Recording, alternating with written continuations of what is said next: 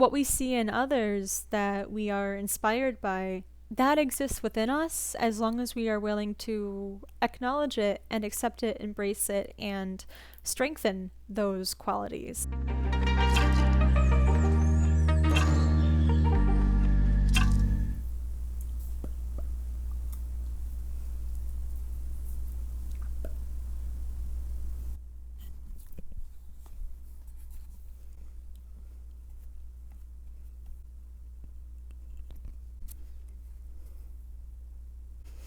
This needs to be a little bit gayer. Hold on.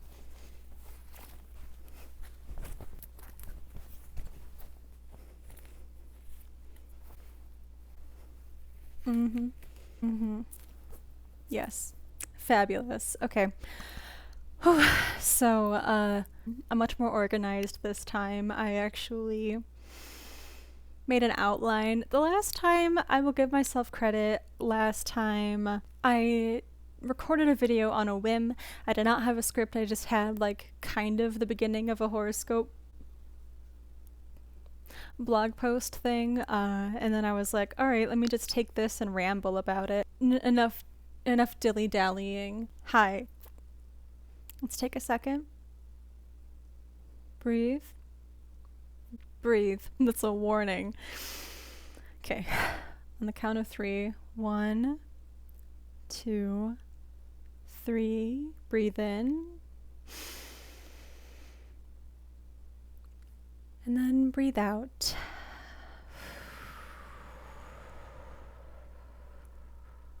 I would be the most calming and relaxing and peaceful meditation instructor.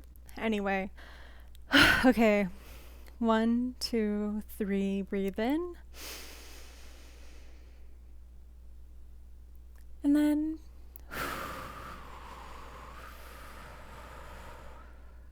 breathe out. Again, in.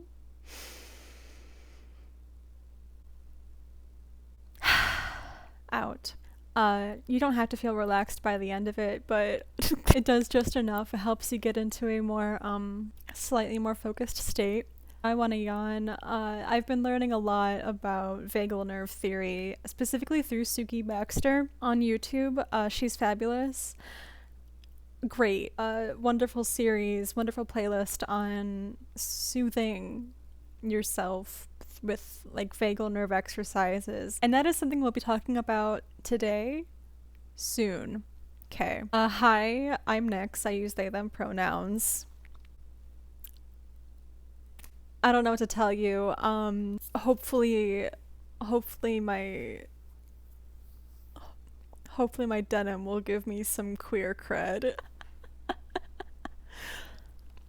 Okay, alright, so the new moon is happening in Sidereal, not tropical, Sidereal Scorpio. And as far as I can tell, I set it so that, like, I pulled up a chart for the reading and I used Central Standard Time. I used Central Standard Time because that's my frame of reference, but I'm pretty sure you're supposed to use like Universal Time. But then again, Universal Time is, I don't know, it seems a little bit Eurocentric. I'm just gonna throw that out there. So we don't care about Universal Time here. Unless someone can give me like scientific evidence that there's a reason why Greenwich time or whatever it is, why that is standard time. I don't know anything about time. So, as far as I can tell, the ascendant, let me give you a visual. The ascendant is Capricorn. This is a magnetic chart from, I think the Etsy page is called Magnetic Astrology.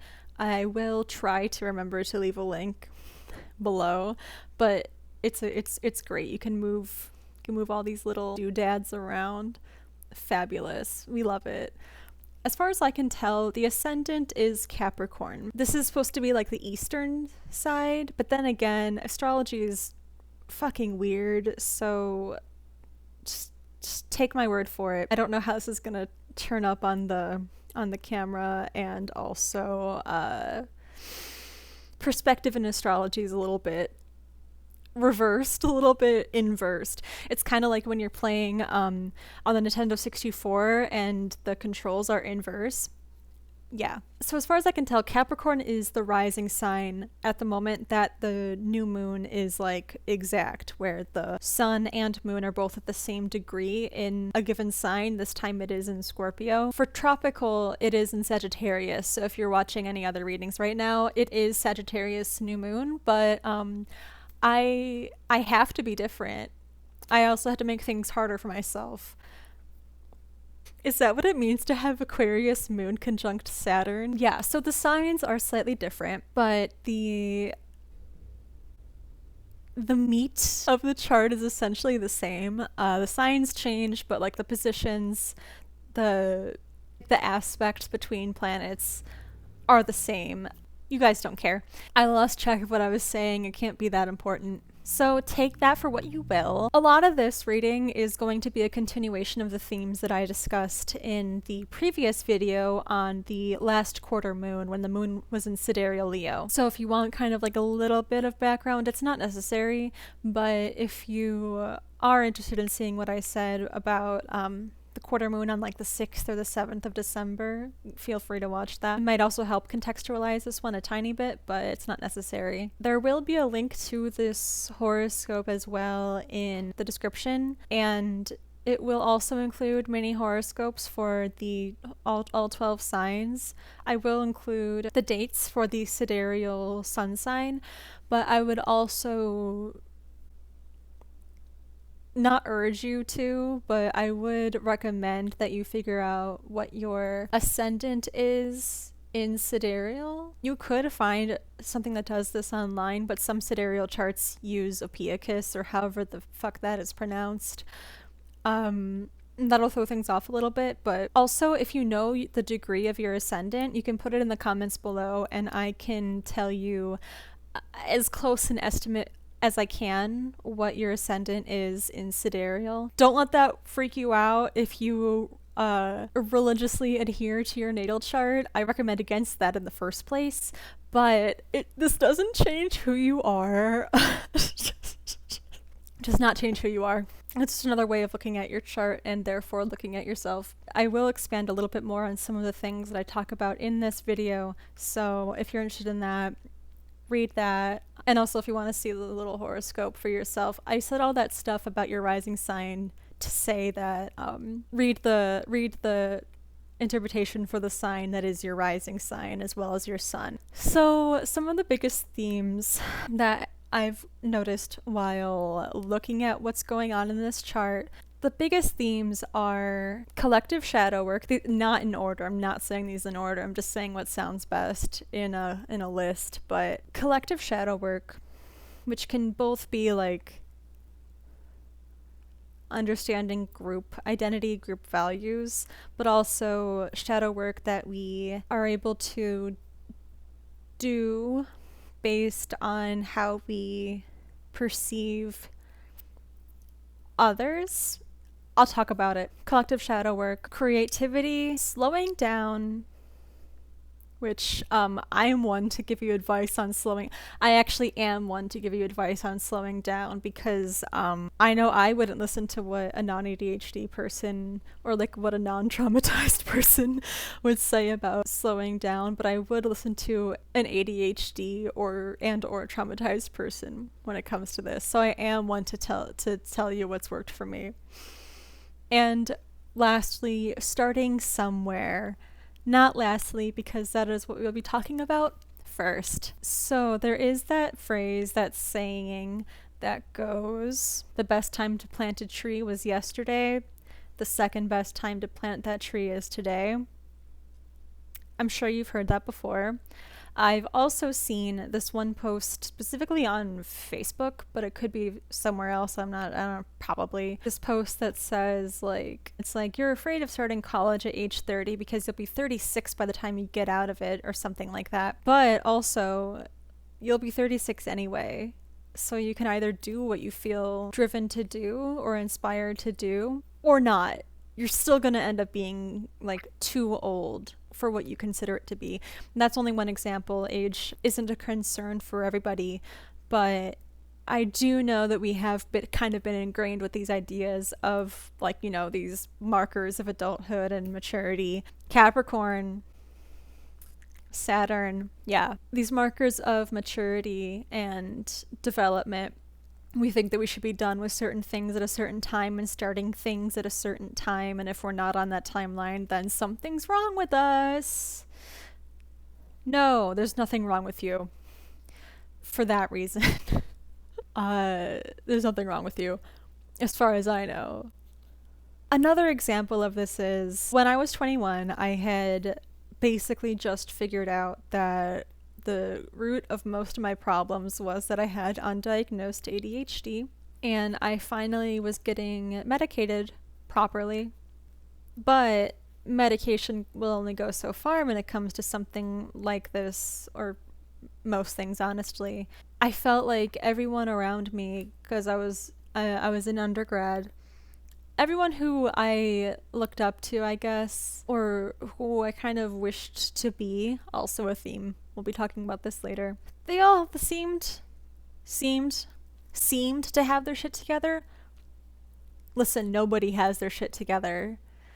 I know that folks with like ADHD and other mental disorders and illnesses, like, we tend to think that there is this normal that exists, and I used to hate being told this, because we do understand that there is like a certain kind of not just expectation of our capability to do things, but like, it sucks to be told that everyone is struggling when that everyone is still able to do something that we cannot do, and it's something that affects our entire life, like schedules and planning and getting stuff done on time.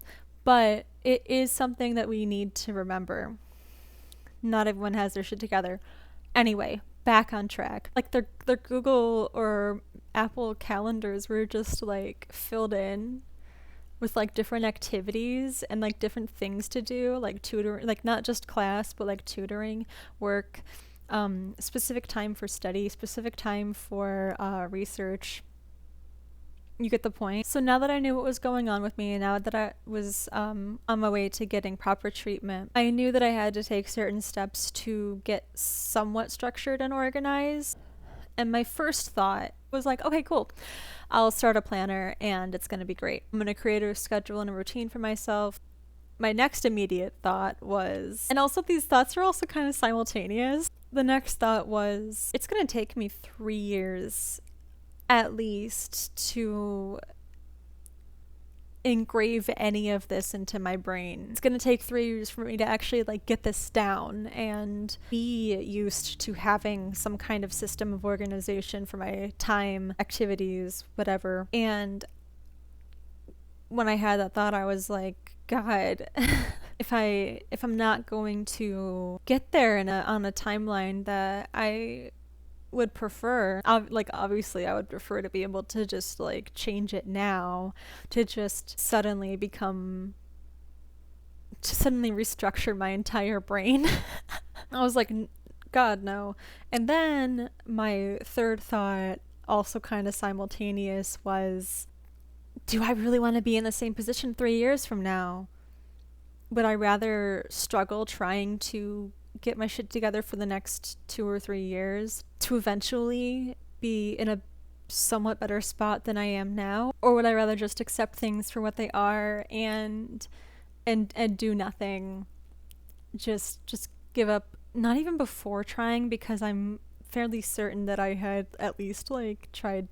Yeah, I had like an assignment notebook type of thing. I've tried to keep like those yearly planners, but they just, a few weeks into it, it's like, oh, I was doing that? Oops. So yeah, I was like, do I really want to be in the same position 3 years from now? Probably a worse position, honestly, because responsibilities, Capricorn, Saturn, build up. So I got started. I went to Dollar General. I got a basic notebook, and I used that to create my first bullet journal. I'm not going to go into bullet journals here. I don't know if I ever really want to, but I might at some point if I'm pressured to. But it was bullet journaling that helped me get my shit together, and it was not the bullet journaling that is like Pinterest perfect templates and outlines and like doodles that are like not doodles. They're just these beautiful masterpieces, and there's no eraser marks, no scribbles. You get it. You've seen these. I'm almost sure you've seen these. Not that kind of bullet journal. It's something that I kept up with for at least like a year, maybe a year and a half. And eventually I don't think I needed it as much later on.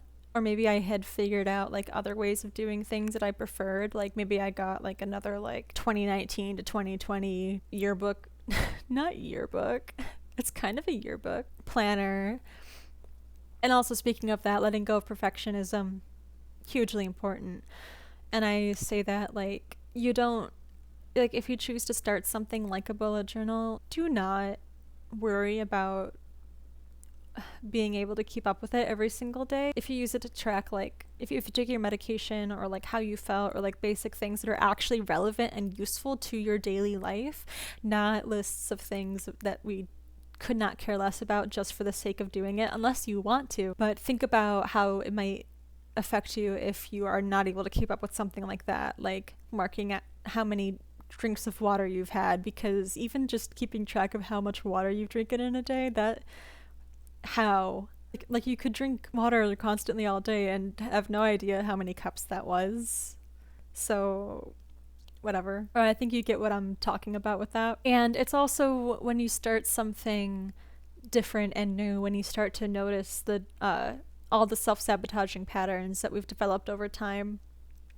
I also said in my last video, self-sabotage can take a lot of like unexpected forms, and I think that primarily comes through how a lot of the self-sabotage can be maintained through this part of ourselves that has adapted and learned over time, like how to protect you. If this makes any sense, this is something that I probably have to go into more detail about, but like self-defeatism and generally like a lot of pessimism and other just negative thought patterns, these can often, and I think they probably most often come from like a place of trying to survive.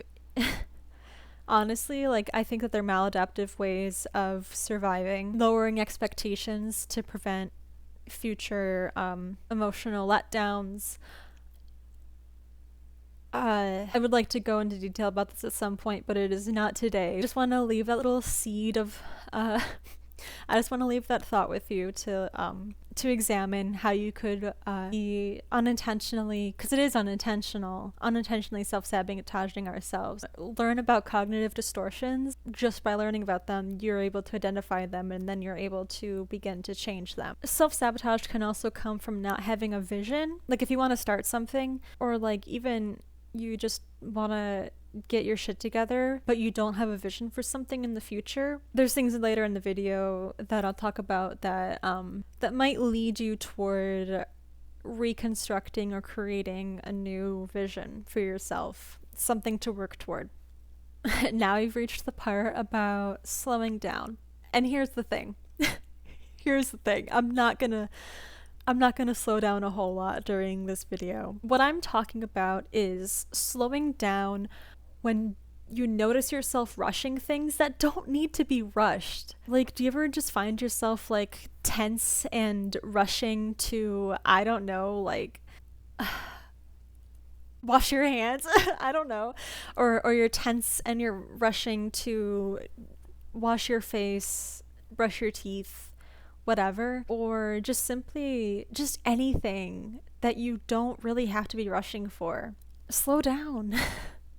Slow down. When you notice yourself in that tense state, that hurried state, like I need to finish this so I can get on with the next thing that I'm doing, or I need to finish this as soon as possible so that I can, I don't know what the motivation is. I have no clue what the motivation is, but I know that it is something that happens. The reason why this comes up, because it seems like such a weird random thing, is because Scorpio and Capricorn play the long game. Capricorn especially, it's about slow and steady progress. Like for the past whole week, this has been coming up for me. When you're rushing to do something mundane, whatever, and it's not necessarily because you need to keep up momentum in order to be motivated.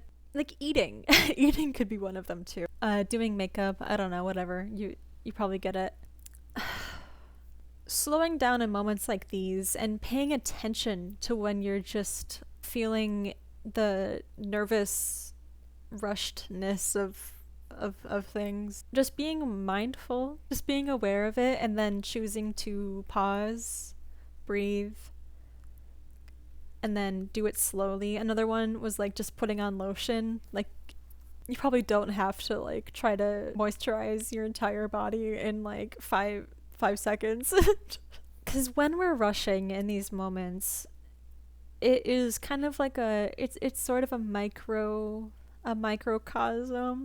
That's not the right word, but like it's like a smaller version, an easy to recognize example of how we are always trying to escape the current moment and get to the next moment as soon as possible. That gets into a whole bunch of stuff about feeling safe in the moment. During a therapy session, I was asked to sit, ground myself, and notice myself in this moment in my home, and then expand this awareness outward. I hated that thought. I hated doing that because I just have this constant underlying feeling that I'm just not safe. These are the kinds of things that come from trauma, big T trauma, little t trauma, literally anything. Because when the nervous system is deregulated or dysregulated, it is stuck in your fear response mode, your response mode to a threat. This is something that I can go into at another time. Checking out Suki Baxter's work will help you get onto a good algorithm of YouTube videos that will help explain this stuff to you better than I could right now. But just finding little ways, like despite this fear, working through it, obviously, not even having to think about like being part of the greater world or whatever, not even grounding yourself to that extent, just slowing down and noticing the moment, being present in the moment. And I say all of this because when we practice being in the moment, we are more able to play the long game with things. When we're not constantly rushing to get to the next moment, we're able to take action and do the things that we need to do to get where we want. The more often we practice re-regulating our state in these kinds of moments, I think the more we're able to spend more time, like it helps us be more patient. It helps us accept when things take a little bit longer than they typically would. Like if you're on hold, like if you have nothing to do that day and you're on hold with like customer support and it's just going on and on, what's it gonna do for you to just sit there tense and upset that it's taking so long, you know? Practice in moments of like that kind of frustration. Practice being okay with it. Practice feeling fine about it.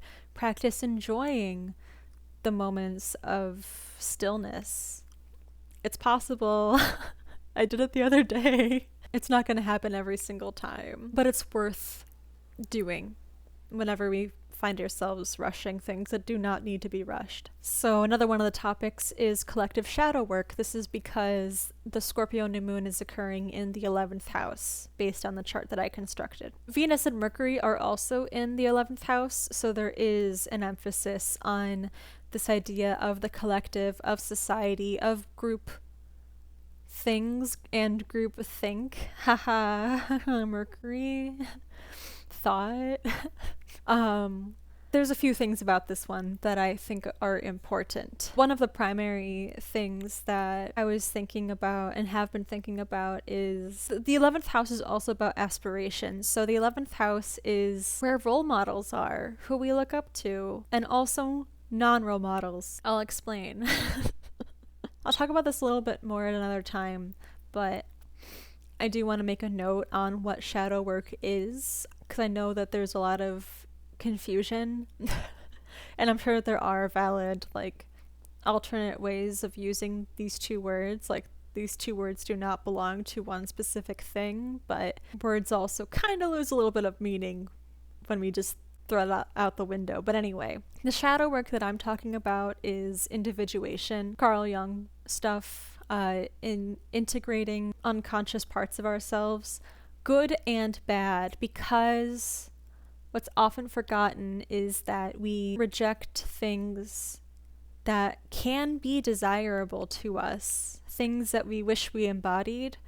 These exist in the shadow too, not just like being an asshole, being selfish, being envious. Like, speaking of envy, notice when certain people rub you the wrong way and you have no idea why they do. Obviously, there are sometimes people who rub us the wrong way because they suck. And it's usually obvious. And sometimes it can be an intuitive hunch that maybe there's something about this person that you want to avoid, but still, as often as we can, it is important to, when we notice ourselves like having feelings, judgments, whatever about other people, especially people who might be in the same space as you, whether it's like a field of work or friend group or literally anything. Be curious about the judgments that you have about other people, and recognize how those judgments can be telling you what it is that you may want to integrate. For certain characteristics, obviously, like integrating our shadow, like we don't want to take the objectively shitty parts of ourselves and just act them out. But for the other case, for the other things, like the things that are actually kind of nice, I will go into detail about this in the actual horoscope that I'll link. The things in the shadow that we wish to embody, that we think that we don't have, those ones, we integrate them and then begin to express it willingly. Because, okay, so objectively bad things, in a nutshell, with shadow work and individuation and the unconscious, with objectively bad things that we say we are not. I am not biased, I am not prejudiced, I am not selfish. For the objectively bad things, those things do get acted out unintentionally, but for the things that we might want to integrate, those express themselves through judgment. Both can, whatever. So think about people that you see who make you feel either inspired or people who make you feel a kind of like weird feeling. You just can't, they rub you the wrong way, you don't know why. Think about like who inspires you. For those that inspire you, do they make you feel motivated and hopeful, or do they make you feel inadequate? Do they make you feel like you're behind? Do they make you feel like you're never going to be good enough? That will show you a glimpse into that shadow, because what we see in others that we are inspired by, that exists within us as long as we are willing to acknowledge it and accept it, embrace it, and strengthen those qualities, like confidence or courage or kindness and compassion and just being a good person. But also think about the people that you judge or the people that rub you the wrong way. With both of these things, remembering that when it comes to the shadow, there is a secondary emotion that is covering the initial emotion or belief. So one example of it is how feelings of disgust, being rubbed the wrong way, more or less, that could be covering up envy. And it might not be envy for what they have. It could just be, in this context, it would be envy about their ability to express themselves authentically or fully, or people who are able to express their sexuality in a confident and comfortable way. how can we begin to integrate the things that we feel envious of? The other thing for collective shadow work here is our values, our group values, and how we hold other people accountable. Do we hold others accountable for things that we don't necessarily hold ourselves accountable for? I'm thinking about public figures, but this literally could just be like any stranger on the internet. So like someone who is commenting on a Facebook thread and they say something that you think has an underlying meaning, or they say something that you've learned is like a microaggression, for example, or someone is unknowingly using a dog whistle of something. Do we attack them or do we educate them? And this would get into the topic of like tone policing. So I'm specifically talking about allies here. Hi, it's editing me. I do want to say that you can be the most gentle in your message to somebody, and their own issues will think that you're attacking them, even if you're just purely trying to educate them, and you are using like the nicest language and nicest internet tone possible, but they're still just like really weirdly defensive about it. That I kind of want to say that is also sort of kind of like a test kind of like a test of our own reactions to other people's reactions. If someone starts to get defensive about it, do you then also start to like, you lose your cool and you're like, oh, this asshole? That's something to consider too. So I don't want you to think that I'm saying like if someone responds to you as if you're being aggressive, that you are being aggressive, because often we can try to be as informative and patient and kind as possible, but people will still just be like, did you just call me a racist, even though you just said that what they said had racist undertones?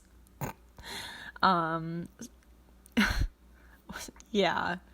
So I think as allies, a lot of us can find ourselves being a lot more hostile than helpful. You might think that discussions about tone policing apply to us when we're being allies, but I do not think that they do. This is probably discussed in other places too, but like as allies, we need to know if what we're doing is helping or hurting who and what we care about. So are we holding other people to standards of perfection, or are we expecting others to know what we just learned yesterday? Ask yourself what it was within your unconscious or within your shadow that you were projecting onto this other person through the way that you responded to what they said. So like, are we spreading a message in a way that is constructive or destructive? On that note, Capricorn and Scorpio.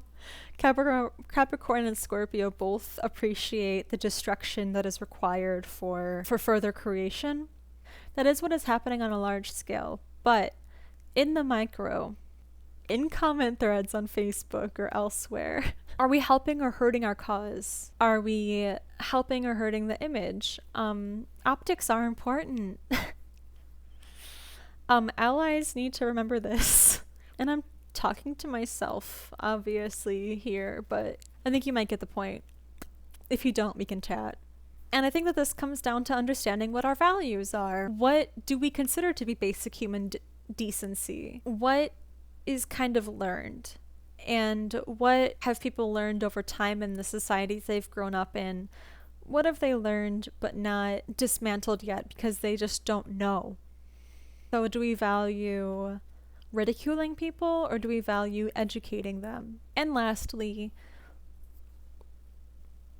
creativity. There is this really interesting conversation happening in the sky at the time of the new moon between Chiron and Pisces in the 3rd house, Venus in Scorpio in the 11th house, and Saturn and Jupiter within like a degree of each other or something like that in Capricorn in the 1st house. So there was this grand minor trine. There are also grand trines when there's like 3 trines, but this is 2 sextiles and 1 trine. This conversation, and also Mars is in the 3rd house too in Pisces, and when the moon and Scorpio or any planet is in Scorpio, it answers to Mars because Mars is the ruler of Scorpio. So Mars plays a big role here too. And Mars is in the sign and house of creativity and art. You might feel inspired to like get some people together to work on something, to collaborate on something bigger than ourselves. What's so cool about the 11th house is what it means. Okay, so I think it was in astrological patterns. I'm not entirely sure. I love this book so freaking much. Where it said something really interesting about the 11th house and the 5th house axis. The 5th is about creativity and creation done through the individual. The 11th house is about creativity that cannot be accomplished by the individual. It's creation that requires more than one person because it requires not just more hands, like physically to get something done, but just multiple perspectives and things that could reach like a wider audience, whatever. But what in particular is interesting about this is Chiron. I have watched a few videos lately from I don't know the person's actual name, but the YouTube channel is Truthless. His videos are extremely chironic. His videos, especially the ones in like the like life and advice playlist, they make me think of like Chiron. And there is one specific thing that he said. He talks often about things like self-sabotage, negative self-talk getting in the way of your art and also therefore your communication. I'll explain. He had this great little diagram where I'll put it on the screen right now, where it starts off with the inner critic's voice at the top, followed by the pain it creates within us. But this pain is something that we can articulate. Chiron is known as the wounded healer, and I like to specifically call it the key to our healing, but it is the wound as much as it is the cure or antidote. So it becomes something that you can articulate. And that goes into like Mercury territory, and I think that that is where like, well, the third house is ruled by Mercury. It's the house of communication, but some people like to say that Chiron can be associated with Virgo, and Virgo is a very healing archetype. This pain becomes something that you can articulate, and then you can relate it to other people. 11th house, and that is what creates art, or something along those lines is what he says. What I want to say specifically about that is I know that there's a lot of resistance within a lot of us to especially when we feel bad, especially when we don't feel inspired. There's a lot of resistance to doing creative things because the brain, from what I've come to understand, cannot create. It can't like. It's like you know the cliche about like how pain helps people create amazing art. That art is created when the pain is lifted or lifted enough to actually be able to articulate it. However, I do also want to say for very what I would call simple things, like just writing down what you feel, writing down the negative self-talk or the positive self-talk that might come through, that can happen. Or like just doodling or just doing any tiny ounce of expression. One thing that I've been learning from this book, White Bears and Other Unwanted Thoughts, is the title. One thing I've learned is basically when you feel the most stuck, when you feel like you're trapped in like mud and just can't move, that is when you need to get it out, whatever it is. And the thing is, we might not know what needs to express itself. We might not know what is desperately trying to be heard until we create the environment in which it is able to express itself. This is the reason what I would say is the reason why so many people recommend journaling. It can feel really tedious. It can feel really dumb. Like, what's the point of journaling? My thoughts are in my head. Why do I need to write them down? Or it could literally just be executive dysfunction. It's hard to initiate things. But like on a day when you feel inspired to, like, choose something that you can designate as like your little expression little expression hub. I'm gonna use journal because that's what I have. I chose a really nice notebook that just feels good. It's high quality. I paid over $10 for it. I only use nice pens in it. I have that, and sometimes when I have something that I know I need to start, but I just can't start it, I'll just start writing. I'll write the date. I'll say, "Hey, what's up? What up, demons? It's me. I'm back." Just getting something out. You might notice really quickly what it is that is kind of blocking your mental process, getting in the way of your creativity or just your activity, honestly. I also find like if you are somebody who's more of an external processor, if you will, and you tend to like talk to like your friends or partner or whoever about all these little things that come up, consider getting a journal to do that in. Go to the journal first if you can. Unless it's like an emergency, obviously. Go to this creative medium if you can. It could be doodling. It could be literally whatever it is that you feel drawn toward. But what I'm saying is that when there's something that needs to be expressed that is not being expressed, it basically causes our brain to short circuit. Because according to what this book says, essentially the brain is putting so much bandwidth, if you will, into keeping this thing suppressed. But you likely won't express it unless you've already started a new habit of expression. Real creative words here. So if you're sitting there and you're just being bombarded by shitty thoughts, or you do something that distracts you from them but doesn't get rid of them, we need to start noticing more when we are trying to distract ourselves from thoughts rather than just getting them out. If we haven't set up something at some point and do it consistently, then your immediate thought isn't going to be, "Hey, I should write this down." Just take out the journal before you do any of your work. Something like that. Literally treat your brain as a lab rat when you do these things. There's my Aquarius moon showing itself again. So, yeah, having a way to let our mind express itself without us censoring it, without the restrictions placed on it by the thinking and egoic mind, it allows us to move forward. That's literally all we want. That's all we want, is just to move forward. We don't like... I can't imagine any of us really like wanting to be stuck. You know? It helps us learn more about ourselves and what we want and what we need. I completely forgot in the beginning of this to tell you what the keywords are. Gotta get the keywords for these readings. Again, it is the Living Wheel. Astrology cards. Quite nice, quite lovely. I have the new moon, sun, and Scorpio. Putting the keywords together for these: I desire, illuminate, dream. When I put these keywords together, it gave me the sentence, I desire to illuminate a dream. And like I said in the beginning of this, I hope I followed up on some of the things that I said I would talk about later in this video. I hope to God, but whatever. What I said earlier in this video about sometimes we engage in self-sabotage because we just don't have a vision. Creating a medium through which we can express ourselves and come to understand what it is beneath the surface that wants things, opening up that space for it to be communicated to ourselves, that can help us figure out where we do want to go. It can help us figure out what we want to build.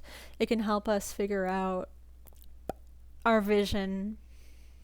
Alright, so what I would like to do is pull some cards. My method of choosing a deck to draw from is to pick up 3 different decks and then just kind of like lift them and see which one feels the lightest. It changes every time. It's completely psychological, but like that's the point. Just because something is psychological doesn't mean that it's not cool. And like kind of mystical, I don't know. So I chose the Shadowscapes deck. I keep it in this very lovely Sachet. I'm gonna shuffle the cards for some additional insight, things that can help us or help you decide what is or isn't the next best step for you to take. This one wanted to say something, so I'm gonna put it aside. I didn't see it, but it kind of like, it was a little bit excited. Okay. I like choosing cards that kind of like jump, but we're not getting any of them. Oh, I stand corrected. So we have the Six of Wands and we have the Queen of Wands. And the card that I got earlier is the Devil. Capricorn. Oh, wonderful. Capricorn is ruled by the Devil. Cool.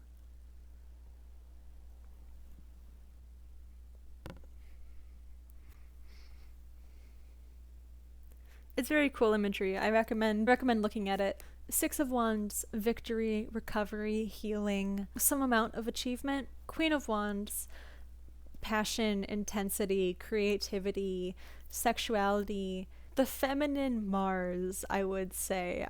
I guess. I literally don't know. Takes authority over her life. She's confident, she's creative, she's artistic. She has horns that remind me of Aries. So if she takes charge, she's constantly making things, but she is able to follow up with them. She follows her intuition. Fire is a very intuitive element. People often attribute it to just water, but no. Fire too. Literally all of them are intuitive in different ways. The Queen of Wands is fired up. She's got plans and ideas and she is putting them into action. She is all about action. She's also about keeping the nest happy and warm and nice. And the Devil. The Devil is those restrictions and those chains, literally chains. The person inside this pit, crevice, hole, they are chained up. I don't know how well it's showing up, but clutching their head like this, balled up and kind of in the fetal position, covering their neck. Right above them, oh my god, right above them is a mask, like a kind of like a Phantom of the Opera mask, and in its mouth is what looks like it could be a key. It's a little bit stylized and doesn't necessarily match the lock that's keeping this person chained, but that's what I'm guessing it is. It is, the key is right above them. The key, Chiron, the key is within reach. Can you kind of see what I'm talking about? Like, it's this mask is holding something in its mouth. I'm not gonna try to have the camera focus on it properly. The key is within their reach, but they are so troubled by their circumstances that they are not, they're either not willing to take it, or they don't know that it's there, or maybe they don't know how easy it might actually be to grab that key. Maybe they're afraid that like they'll be punished for trying to take that key. I know that for a lot of people, especially if they have grown up in dysfunctional families, people and even just friends that we choose can discourage our growth. It could be fear of abandonment. Like, if we change, are we going to lose these people? 11th house. In the video that I did for the last quarter moon, I said something about taking authority over your own life and also asserting ourselves in the world, despite the restrictions and limitations that might exist out there and that do exist out there. Interesting. Okay. So something that's showing up in both of these, something that's showing up in the Queen of Wands and in the Devil, is this circle below the person that contains foxes or this person here. Do you see the kind of parallel there? What I'm seeing here is self-nurturing. Telling the hurt and scared kid inside of us that their concerns are reasonable. They learned these self-protective measures, this fear. They learned these through experience. So their reactions to new things, real threats or not, are valid. It's really difficult to allow room for growth if we don't love and validate what is already there, what is already within us, who we already are. There was a day not too long ago when I was sitting down at my altar and I was thinking, okay, what is it about myself that I need to change in order to do this thing? Almost immediately my next thought was, wait. Hold on there, buckaroo. What if, here's a crazy idea, what if you love yourself exactly the way you are? What if you loved and accepted yourself exactly the way you are? And what if you started to do that every day, at least for a minute, at least for 30 seconds? What if you did that? My favorite person who guides meditations, Jessica Mullen, I highly recommend her channel, especially if you struggle to meditate and you like to have someone there kind of guiding the meditation. The videos are usually like 3 to 7 minutes long. Like, they're great. They are fabulous. A lot of the times I will go to her channel and I'll just shuffle. I'll just press the shuffle button through her channel to kind of do a form of divination to see which message I need to hear. I mentioned reparenting in the last video, and I mentioned new mind frame and her remothering video. Sometime between me posting that and me filming this, I saw that she had just recently posted another video titled Refathering, or something along those lines. We love synchronicity. I have not yet watched it, but I'm very excited to, because that is the one that I need. Again, thinking of those foxes in the burrow, is that what you would call it? The foxes in the den? And the person that is chained up with the key within reach. Nurturing that part of yourself, because I say part of ourself because there is a self that is able to witness your other functions. There is a part of ourselves that witnesses our thoughts. How can I describe this? Because it is different for everybody, but like, this is a thing. I did not create this idea. I hope that is obvious. I don't know where you are in your journey, so I do feel like I should say that. None of my ideas are original, okay? You might have heard about the Observer. The very first thing that I wanted to say when I saw these cards was allowing your higher self to take over. And what I mean by that is understanding, I recommend writing this out, understanding the characteristics and attributes that we would like to embody, which I talked about again in the last video. Imagine this ideal self, or don't. Maybe don't. Just imagine that there is this like spirit inside of you that sees you, knows you, cares about you, wants to see you flourish. Imagine that there is this divine spark within you. Okay? I think this is what some people would call God communicating to them. But yeah, like, this is basically kind of the metacognitive self, but it is like 16 metas, an infinite amount. This other book that I'm obsessed with is titled No Boundary by Ken Wilber. And, excuse me, where is that book? I'm not meant to find it. I am not meant to find it right now. And like, this guy is also synthesizing, it says on the cover, Eastern and Western approaches to growth and healing. He talks about how the knower cannot be known. So even when we create this idea of this higher self, when trying to create an image of this spark, this inner light, this inner nurturer, the Queen of Wands within ourselves. I think we are the foxes. We are both the foxes and the Queen of Wands, but I think like when we're really stuck, like when we are in it, when we are going through it, that is when it can be useful to not outsource things, but to allow for a part of you to love yourself the way that a parent should. It's also important to learn what unconditional love really is in order to begin to not just intuitively understand it, but like cognitively understand it too. Like if you haven't, like learn about like loving yourself and accepting yourself exactly the way you are. Jessica Mullen's videos will help you with that if that is something that just isn't a program in your mind yet. I think that this is where we're trying to go. This is where we're trying to be. Is the Six of Wands, because I love the Six of Wands in the Wild Unknown. I'm going to get it. Is it literally going to be the last card that I find?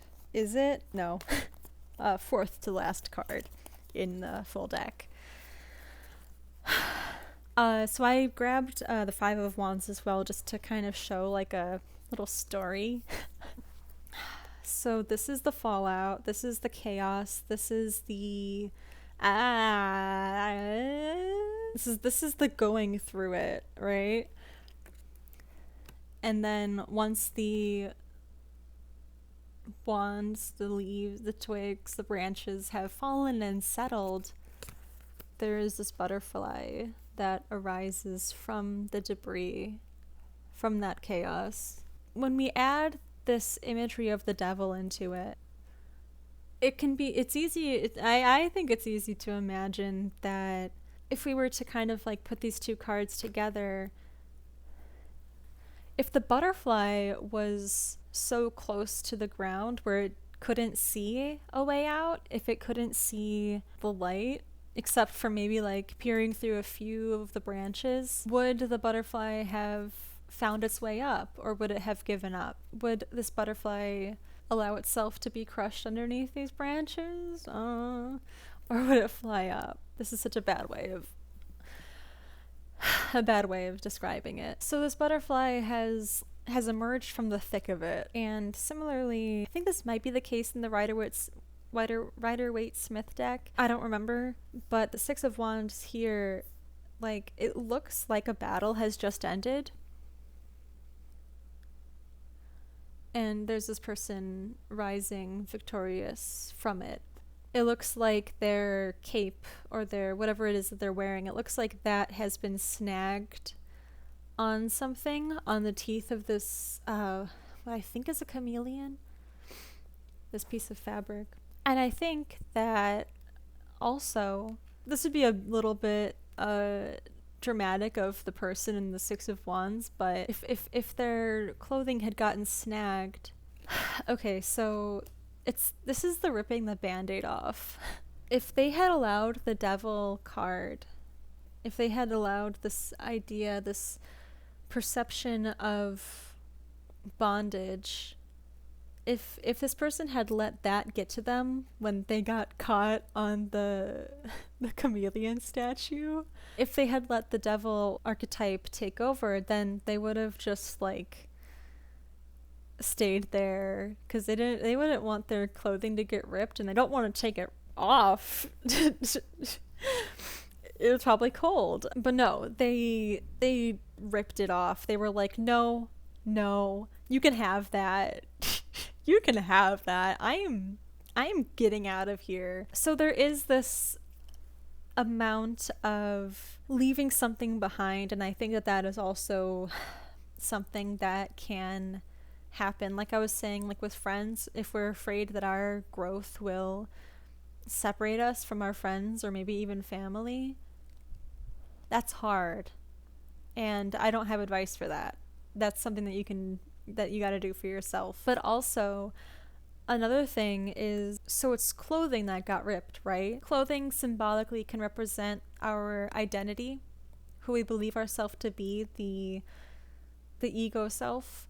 When we are in it for long enough or early enough, we can find ourselves in a position where we have identified ourselves with our pain to the extent that growth and healing will cause us to lose this identity. And even if it's not like your whole identity, which I'm sure it's not, like, even that is hard. Because the idea of reconstructing your image of yourself, how do you do that?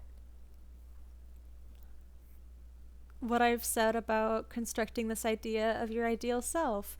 Again, my last video, I talk about kind of an exercise that I don't go into great detail with, but I do kind of like pressure you to do it, is to define your ideal self. When we let go of a part of our identity, we are given the space to put whatever we want in there. Whether you choose something that limits you or helps you grow. And this is where, okay, I think that this is where some things that, like, there's that phrase of outgrowing things that are no longer serve their purpose. We can only make decisions based off of the information that we have and what we need to do in order to survive. So literally I don't recommend overthinking this. Just imagine who you, like, if you could add to or recreate a part of your identity or your ego, what would you do? If you had full control, full reign over yourself, full authority over yourself, what would you want to put there? And then figure out what it is that you need to do on a regular basis to embody that, because most of these things do not happen overnight. I hope this was helpful.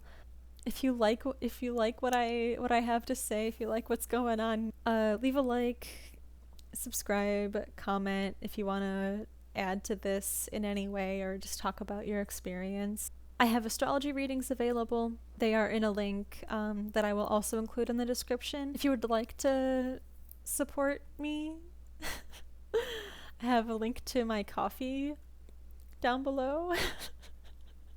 If this moved you enough to want to give a tip, I don't know. I hope that I made sense. I never know if I do. I have Mercury square Uranus and Neptune in my chart. So, if I start speaking, I do not know if I'm making complete sentences or finishing ideas. Thanks for sticking with me here. I don't know where we are. I don't know where we've gone, but thank you for trusting me enough to follow along in this little journey here. Bye.